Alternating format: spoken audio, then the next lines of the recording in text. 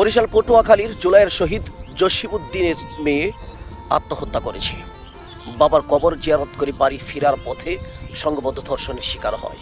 তার আত্মহত্যার পিছনে শুধুমাত্র ধর্ষণকারীরাই দায়ী নয়, সমানভাবে সমাজের প্রত্যেকটা মানুষ দায়ী।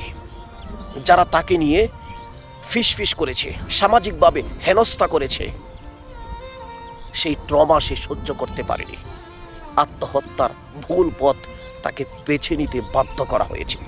যারা আমাদেরকে লাল সবুজের পতাকা নতুন করে উপহার দিল, যারা আমাদেরকে বাঁচতে শিখালো, যারা ফেসিমুক্ত দেশকে আমাদেরকে উপহার দিল তাদের জীবনের বিনিময়ে, যাদের রক্তের উপর ভর করে স্বাধীন বাংলাদেশ নতুন করে আমরা আবার নিঃশ্বাস ফেলতে পারতেছি, তার সন্তানকে ধর্ষণ করা হয়েছে এবং সেই সামাজিকভাবে হেনস্থার শিকার হয়ে পৃথিবীকে বিদায় জানিয়ে চলে গেল।